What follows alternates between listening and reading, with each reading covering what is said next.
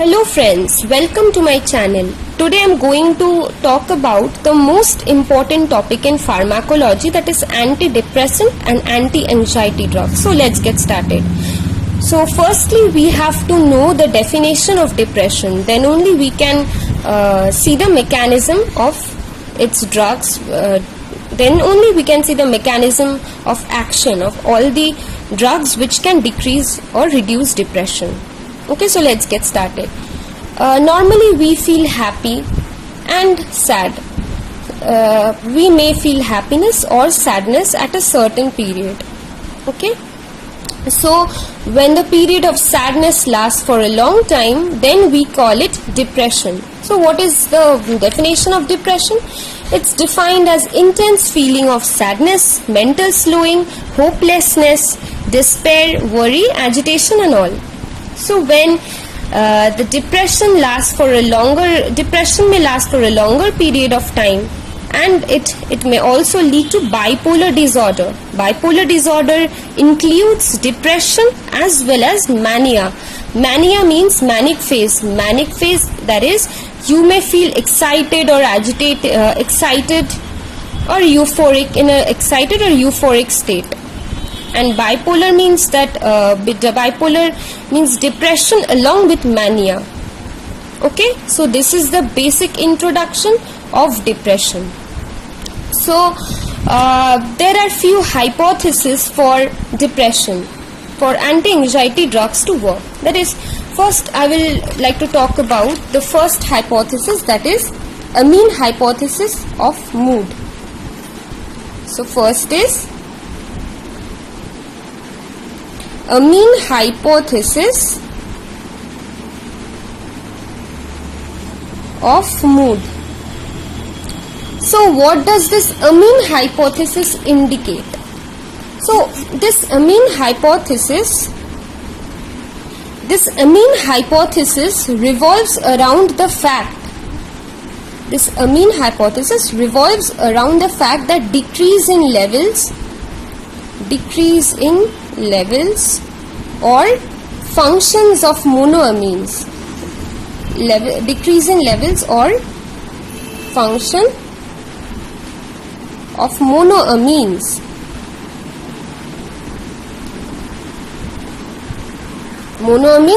such as serotonin, norepinephrine, dopamine, etc. such as serotonin, dopamine or norepinephrine. Okay, so serotonin, dopamine, norepinephrine in the cortical and limbic system of the brain. Okay, now the second point is, second hypothesis is decrease in brain derived neurotropic factor. Decrease in brain derived neurotropic factor.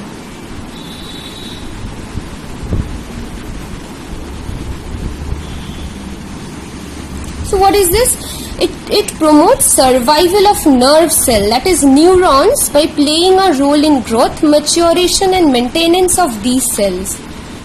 Normally, and the third hypothesis will be abnormal in hypothalamus pituitary axis, thyroid functions and sex steroid, which play its role in depression pathophysiologically. So the third point will be abnormal HPA axis. Okay,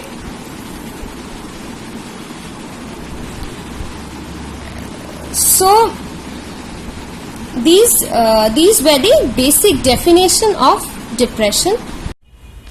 Now let us talk about the categories of drugs used in antidepressant. That is, first of all, we have MAO, that is MAO-A inhibitor, then selective serotonin reuptake inhibitor, that is SSRI, a typical antidepressant, tricyclic antidepressant, that is TCA, and serotonin noradrenaline reuptake inhibitor.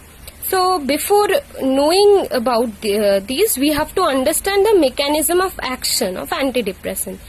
So let us see its mechanism of action. Normally, we have two types of nerve endings, that is serotonergic and noradrenergic.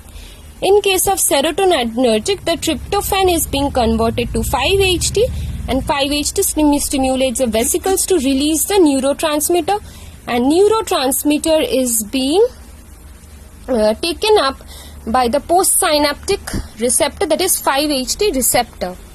And again this neurotransmitter will be taken up by SERT, that is selective serotonin reuptake inhibitor, selective serotonin reuptake, that is receptor, to presynaptic membrane, and again it is packaged to the vesicles, and partially the neurotransmitter will be also broken down by MAO MAO. So and the same case occurs in case of noradrenergic. We can see that tyrosine is being converted to norepinephrine, and norepinephrine again stimulates the vesicle to release neurotransmitter, and neurotransmitter after being released goes to the postsynaptic membrane, where there is presence of beta and alpha 1 receptor. So beta 1 and alpha 1 receptor receives the neurotransmitter, and again the neurotransmitter will be reuptaken by NET to the presynaptic membrane, and partially the neurotransmitter will be broken down by MAO. So the main cause of depression is that there is shortage of neurotransmitter in these areas. In the synaptic cleft there is shortage of neurotransmitter. So how can we prevent this? We can prevent this by inhibiting this inhibiting this receptor, or else any of this receptor or MAO receptor, or by other mechanisms. So the main goal is to increase the level of neurotransmitter in the synaptic cleft to avoid or to minimize the problem of depression. So how can we do this? We can do this by blocking SERT or NET. So how can we block this SERT or NET? We can inhibit this SERT or NET by the following drugs, that is by the following categories of drugs, that is SSRI, SNRI, TCA, MAOIs. So first of all, we need to reduce, or we need to inhibit SERT. So now let us come to its categories. So SSRI inhibits SERT, SNRI inhibits both SERT and NET, TCA inhibits SERT, NET, as well as histamine muscarinic receptor, and MAO inhibits MAOI inhibitor, and the key monoamines, that is dopamine, norepinephrine, and the serotonin. These are the main key monoamines due to which depression is the main source. Okay. So these are the categories of drugs, that is reversible inhibitor, that is moclobemide, chlorgyline, and selective serotonin reuptake inhibitors like fluoxetine, fluoxamine, and all. So an atypical antidepressant like trazodone, minacerin, amoxicillin, and the most important, that is tricyclic antidepressant. In case of tricyclic antidepressant, we can divide it into two parts, that is NA plus and 5-HT reuptake inhibitors. That is, we have seen in mechanism of action that we have to block, or we have to inhibit 5-HT receptor. If we inhibit this 5-HT receptor, then no neurotransmitter will be able to react with this 5-HT receptor, or alpha, beta and alpha 1 receptors, or more neurotransmitters will be present in the synaptic cleft. So these are the examples of some neurotransmitters. So main goal is to increase the neurotransmitter in the synaptic cleft. If we block these receptors, then there will be much more neurotransmitters in the synaptic cleft and the problem of depression will be minimized. Okay, so another type is desipramine, that is nortriptyl, reboxetine. These are predominantly NA uptake inhibitors. Okay, so these are the types of tricyclic antidepressants. TCA causes sedation, mental confusion, increased appetite, weight gain, may switch to dysphoric, sweating, fine tremors, postural hypotension, especially in elderly, cardiac arrhythmia, sexual dysfunction.